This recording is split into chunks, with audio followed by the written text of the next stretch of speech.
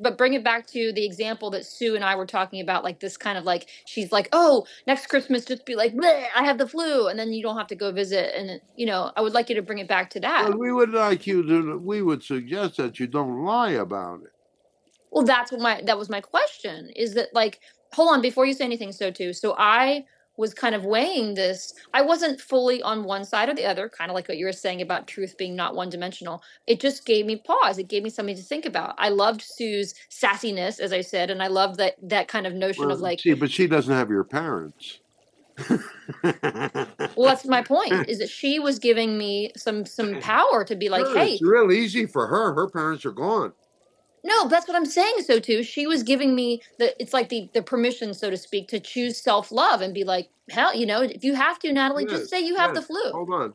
You can choose to self-love. Do you want to carry the karma of having to lie for it? Ugh. In other words, you could tell the truth. You could tell the truth and have the same accomplishment. How? Give me an example of how I could tell the truth in that instance and have the same result.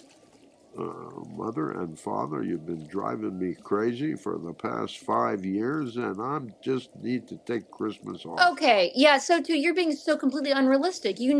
Because you can see our auras and our energy and stuff, that that's not realistic for me. I can't do that right now. But we know it could be. See, this is what upsets me about you, is that you make these outlandish things that like are completely not realistic for me. But they could be. When you say they could be, it's not. No, it is not, or could be realistic for me to say, Mom and Dad, you've been driving me crazy for the last 5 years. I'm not going to go to Christmas this year. Do you know how profoundly that would hurt them? Profoundly. It wouldn't hurt them. It wouldn't hurt them because you're not lying to them. I disagree with you guys. It hurts. You can only hurt someone by lying to them. That's the only way it causes a gash, a slash, a cut in their ethereal. Well, semantics, semantics, and we're using different definitions of hurt. It would make them very uncomfortable. Okay, then even semantics there then. Okay, we're using different definitions of hurt. Like, Adrian, remember the night on the phone? SOTU, this is important. I really want to flesh this out, okay? Just give me a second. Adrian, remember that night on the phone with you and Barry and me and Sue? I gave that example of, okay, this is a smaller example. That night on the MAPS phone call, I gave an example of this woman who I didn't know very well. In fact, I hardly know her at all. And she invited me to her 70th birthday party. And it was going to be like an hour round trip. And I just didn't feel the need or the desire to go or to spend all this gasoline and energy on someone that I don't know very well. And I've told Adrian and the ladies that I've been trying to like be more judicious about the energy I spend on other people and kind of whittle that down to quality relationships instead of quantity. But I didn't want to say to her something like, well, I don't know you that well, and you're not important enough in my life to attend your 70th birthday party. So I lied and I said that I had a conflict. That was an example for me, a smaller example. You were having a conflict. You were having an internal personal conflict. Okay, but I meant I lied. The truth.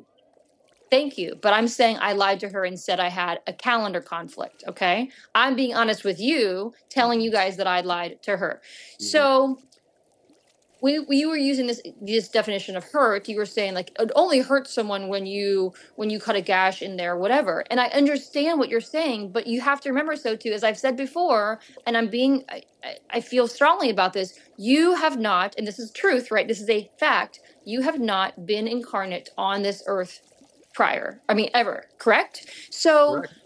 And I so deeply appreciate, please understand, I so deeply appreciate all the love and all the wisdom and all the dedication you give us, but you have not been here, so you don't quite know what it's like. So whether it's about, I don't have the balls to do it, or maybe that's all it is, but correct, I didn't have the balls to tell this lady the quote truth and make her, as you were saying, Adrian, uncomfortable by saying, you know what, Janice, I just don't know you that well, and I've been trying to whittle people down in my life that I don't feel like are quality relationships, so I'm not coming to your 70th birthday party. Now, you might say that was the truth, so it couldn't, quote, hurt her, and that was just made her uncomfortable, but what I'm saying is I'm conflating being uncomfortable and being hurt. I think that hurts someone. That's a prime example of the difference between truth and integrity. The integrity would be to have compassion and understanding and be able to tell her a dynamic of a truth that actually fit in with the actual situation, you know. You were actually, the truth of the matter was, you were actually having a personal emotional conflict around the dynamic for whatever the reason. It doesn't really matter. The reasons that you gave were really a justification for that. If you're going to trust your intuition, if you're going to trust these pieces of yourself in that sort of way, then you have to be able to rely on how you're reading the dynamics of your reality. You see, now you're carrying a vestige of having to told that woman somewhat of an untruth. And so you're carrying the vestiges of that right now. Sure. Whereas if you had been able to stop for a moment or two and think of something that was, well, I'm having a personal emotional dynamic, and you could simply say at that point, well, something came up and I just can't do it.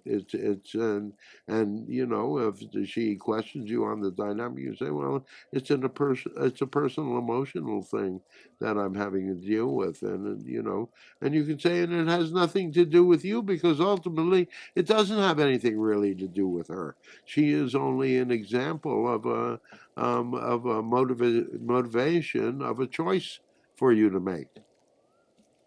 So you had an opportunity to go to a 70-year birthday party for someone that you barely know, or you had the opportunity to make the most loving choice for yourself.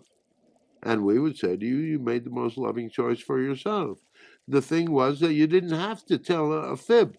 You didn't even have to tell, and if you had just thought about it, you're smart enough, you're objective enough, you're discerning enough. It's like people, especially people that you barely know, they don't require a whole dynamic of an explanation that they don't need the explanation that you feel like you need to make in order to justify not going. Okay. All right. I'm with you there. So you said I made the most loving choice, but I wasn't fully in my intent. What? For yourself. Right. I made the most loving choice for myself, but I wasn't fully in my integrity because I lied about the reason. Right? Yeah, but again, now we're talking about really minor glitches in integrity, but it's just those little minor things that if you say, okay, I don't want to lie about this, so what's the truth? What's a truth that I can tell to be able to maintain my dynamic of integrity? And so you wouldn't have that vestige of that energy left over. Okay. You wouldn't still be questioning it. Okay. Thank you. I brought up that minor example of the woman's 70th birthday party because I wanted to relate it to the more important example for me, the more important issue, which was my family, right? And Sue and I talking about Christmas. So back to what you were saying, you gave me the suggestion of, well, Mom and Dad, you're driving me crazy the last 5 years, and I'm going to skip Christmas this year. And then you said that wouldn't hurt them, and I totally disagree because you defined it so rigidly, like, oh, well, only hurt someone if you put a gash in their energetic energy. You would just make them very uncomfortable. And I disagree, SOTU. I'm sorry. I'm going to be it took me a long time to stand on my truth for things because I was always so wishy-washy and always so influenced by people. But this is a moment I'm going to stand on a little bit of my growth and tell you that I completely disagree with you. You're just defining hurt rigidly. So can you give me a better example maybe of what I could say to my parents? You're doing that look again, SOTU. You're looking at Adrian. Well, why do you want us to do it for you? We're trying to encourage. We're not trying to put words in your mouth. In other words, we're saying, you know your parents. Okay. You know them both in the both positive and negative terms of the dynamic. You know the situation. So the situation is you've got your family and the dynamics of your family every Christmas has been causing a dynamic of a negativity or reactions within you that will take you anywhere from days to weeks to overcome. Yes, that is true. Okay, So this is the price that you are paying. Yes, yes. I agree with all of that. And that is the truth. The Yes. truth of the matter is your mother's a psycho, your father is a control freak, and your brother, well, we won't even get into siblings. Right. Just deal with the dynamics of your mother and your father in that sort of way. And they are very rigid. Yes. In their dynamics. Very. But it being so rigid, they're not very smart. Well, they're smart cerebrally, but you're right. They're not very smart. They're not very smart. You're exactly much more emotionally mature than Yes. either one of them. So Right. use your emotional maturity to find a way out.